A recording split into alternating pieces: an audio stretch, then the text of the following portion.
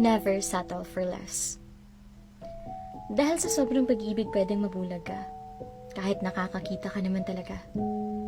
Dahil sa sobrang pag-ibig, pwedeng maging bingi ka, kahit nakakarinig ka naman talaga. Nakakarupok, nakakatanga, kasi nga nagmahal ng sobra. Pero ganun na lang ba? Magtsatsaga na nga lang ba sa katiting na atensyon mula sa kanya?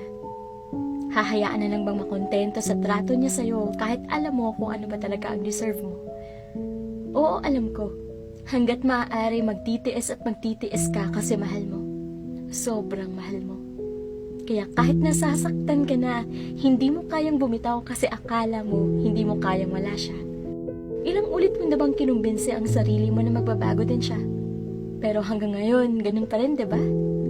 Napuno ka na lang ng mga pangako niyang magbabago siya na nauwi din pala sa wala. Ilang luha na ba ang naiiyak mo sa bawat masasakit na salitang binitawan niya sa'yo? Ilang pambabaliwala niya pa ba ang palalampasin mo? Gaano pa ba kasakit ang gusto mong maranasan para makita mo na hindi yan ang totoong pag-ibig na akala mo? Na hindi yan yung totoong pagmamahal na hinihiling mo? Na hindi yan yung klaseng pag-ibig na karapat dapat para sa'yo? Oo, pwedeng mahal mo siya. Pwedeng totoong mahal mo siya. Pero hindi ibig sabihin nun, totoong mamahalin ka rin niya. Siyempre mahirap. Siyempre masakit. Walang may sabing magiging madali ang lahat. Mahirap bumitaw lalo na't minahal mo. Mahirap magpaalam, lalo na't sobrang mahalaga siya sa'yo. Mahirap tanggapin ang katotohanan na yung minahal mo, hindi pala ganun kalalim ang pagmamahal niya para sa'yo. Pero karapat dapat mo wag ipaglaban ang pagmamahala na ikaw lang naman ang totoong nagmamahal. Karapat dapat pa bang kumapit sa taong inakala mong magiging pahinga mo pero nagiging rason na kung bakit napapagod ka lalo? Karapat dapat pa bang ipaglaban ng isang taong ayaw mong mawala sa'yo pero siya rin ang nagiging rason kung bakit hindi mo nakilala ang sarili mo?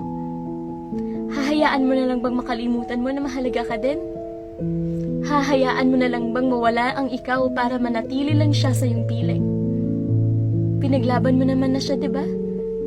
Ipinaglaban mo kasi mahal mo nga siya. Oo, mahal mo siya. Mahal na mahal mo siya. Pero sana, huwag mong kalimutan karapat dapat ka ding mahalin. Karapat dapat kang tratuhin ng tama. Karapat dapat kang bigyan ng sapat na atensyon at aruga. Mahirap at hindi magiging madali.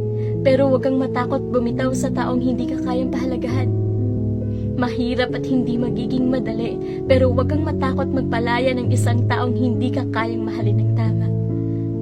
Deserve mong sumaya. Deserve mong maramdamang mahalaga ka. Deserve mong maging priority. Deserve mong ipagmalaki. Deserve mo lahat ng yan. Kaya please, never ever settle for less. Lagi mo niyang tatandaan.